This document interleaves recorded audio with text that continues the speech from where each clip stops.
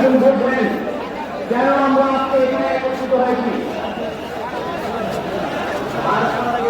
আজকে এই গণমিছিল এমন এক সময়ে যখন বিগত 7 মাস যাবৎ অব্যাহতভাবে হামলা করে ওই বর্বর ইসরায়েলিরা ইসরায়েল কর্তৃক আগ্রাসনের প্রতিবাদ ও স্বাধীন ফিলিস্তিন রাষ্ট্রে গঠনের দাবিতে আয়োজিত আজকের এই গণমিছিল পূর্ব জমায়েতের উপস্থিত সংগ্রামী সভাপতি নেতৃবৃন্দ ও আমার সামনে সমবেত তাওহীদি জনতা, প্রিয় উপস্থিতি, আপনারা সকলে অবগত আছেন আজকে এই জালেম ইসরায়েল ফিলিস্তিনের মা বোনদের উপরে নির্মমভাবে অত্যাচারের নির্যাতনের স্টিমরোলার চালিয়ে যাচ্ছে।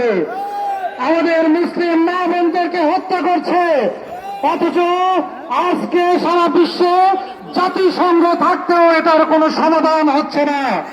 আজকের সারা বিশ্বের সকল মুসলিম রাষ্ট্রকে আজকে আমরা এই গণমিছিল থেকে ঐক্যবদ্ধ হওয়ার আহ্বান জানাই এবং আমেরিকার প্রতি আমরা ধিক্কার জানাই। তারা যদি ফিলিস্তিনের প্রতি যদি নমনীয় না হয়, সারা বিশ্ব আমেরিকা সহ সাম্রাজ্যবাদকে বয়কট করতে বাধ্য হবে।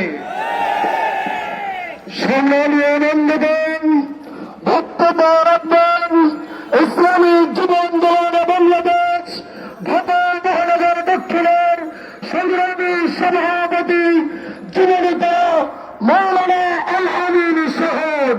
বক্তব্য রাখবেন যুবনেতা মৌলানা আল আমিন শহীদ। নাহমাদু ওয়া নুসাল্লি আলা রাসূলিল কারীম, আম্মা বাদ। আউযু বিল্লাহি মিনাশ শাইতানির রাজীম। বিসমিল্লাহির রহমানির রহিম। বাইতুল মুকাদ্দাস মুসলমানদের, বাইতুল মুকাদ্দাস সারা বিশ্বের মানুষের, বাইতুল মুকাদ্দাস আমার আপনার, এটা স্বাধীন করা যুবলীগের একটি সিদ্ধান্ত। বাঙালিরা বাইতুল মুকাদ্দাসে হামলা করেছিল, তারাও টিকতে পারে নাই। বিশ্বের বড় শক্তিরা বাইতুল মুকাদ্দাসের দখলের যতই পাইতারা করুক, বাংলার মুসলমানরা সহ সারা বিশ্বের মুসলমানরা একযোগে চর্চা উঠে বাইতুল মুকাদ্দাসকে স্বাধীন করবাই করবে ইনশাআল্লাহ।